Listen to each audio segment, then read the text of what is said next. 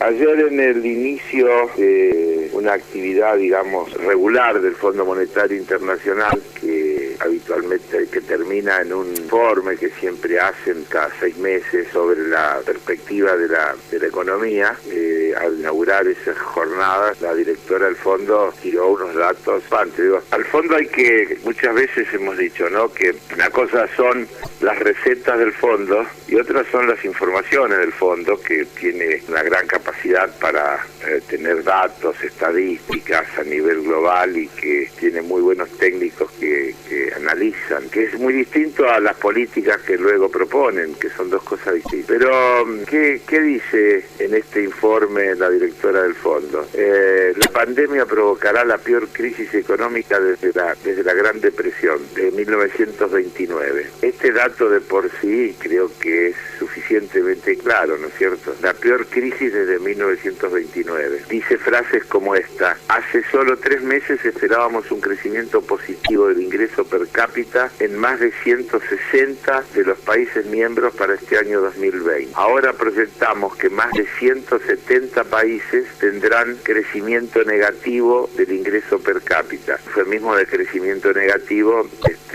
ya sabemos lo que significa, ¿no? Muchas de las naciones más pobres están también tomando medidas fiscales y monetarias audaces, incluso mientras luchan con este choque fundamental en sistemas con mucho menos potencia de fuego que sus contrapartes de los países ricos. Así como la crisis de salud afecta más a las personas vulnerables, mira esta frase, así como la crisis de salud afecta más a las personas vulnerables, se espera que la crisis económica afecte más a los países vulnerables. En ese sentido, puntualizó que los mercados emergentes y las naciones de bajos ingresos de África, América Latina y gran parte de Asia están en alto riesgo. Mencionó que estos países tienen sistemas de salud débiles, las ciudades densamente pobladas y barrios marginales donde el distanciamiento social no es una opción, y que con menos recursos están peligrosamente expuestos a los continuos choques de demanda-oferta, drásticos ajustes en las condiciones financieras y en algunos casos una carga de deuda insostenible. Están puestos a una presión externa masiva, tal como lo muestra la salida de unos 100.000 millones de dólares que los inversores retiraron de las carteras de los mercados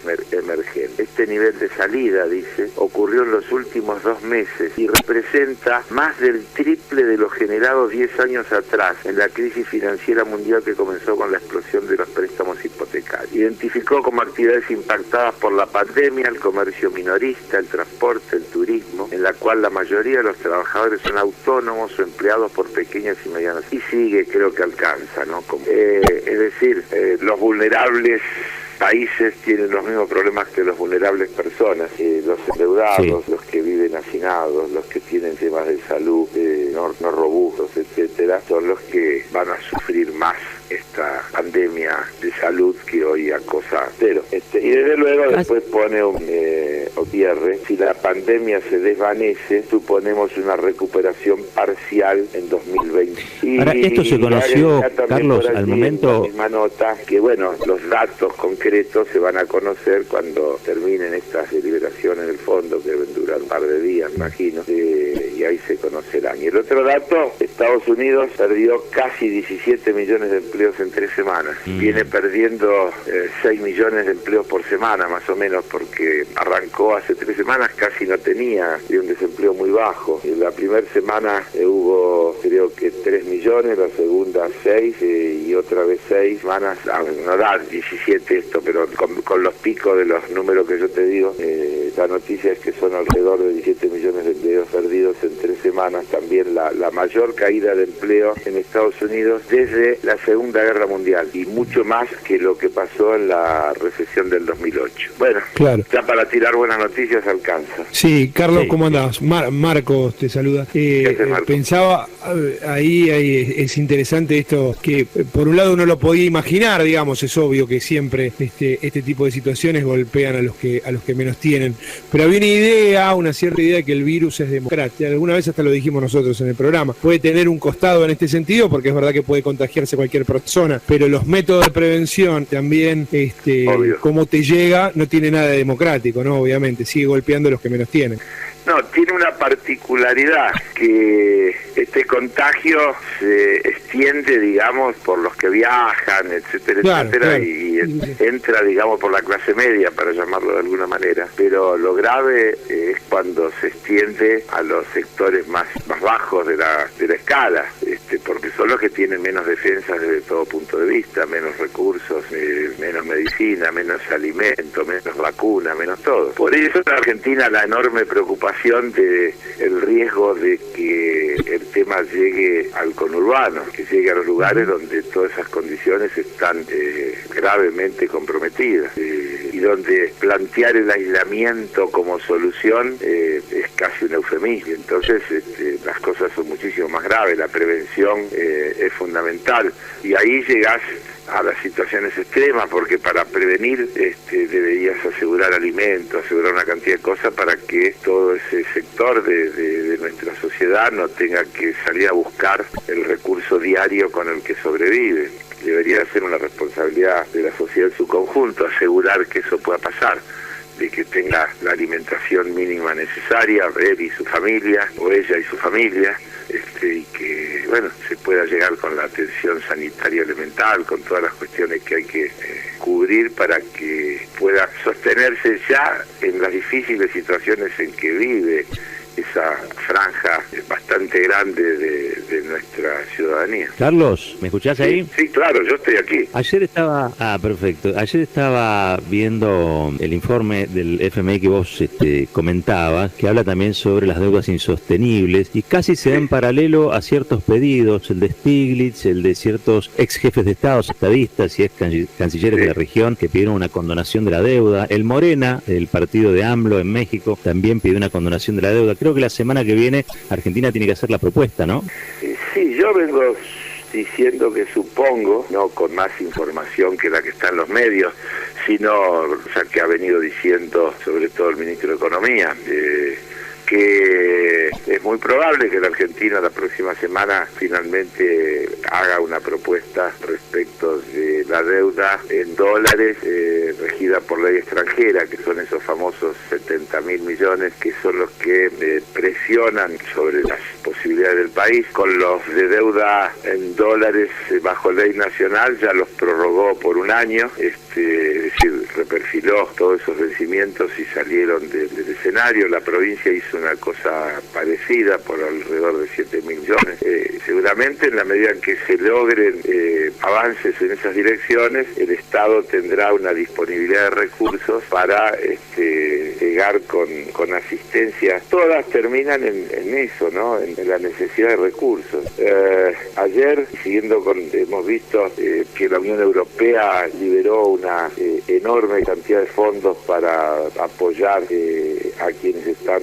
También ayer se conoció un nuevo paquete de apoyo de la Reserva Federal por cifras también que no le entran en la cabeza, destinada también a llevar alivio a las pequeñas empresas. Están muy preocupados los norteamericanos por la explosión de la caída de empleo en un país que no tiene legislación laboral prácticamente defensiva, donde no hay indemnización, donde cesa el contrato laboral el viernes y fuiste. Y bueno, sí, donde es oferta y demanda puramente, y entonces las empresas cesan a sus trabajadores, que se quedan con una mano atrás y otra adelante, literalmente, frente a la caída que tienen de ventas, de actividad, como está pasando en el mundo entero, producto de la cuarentena.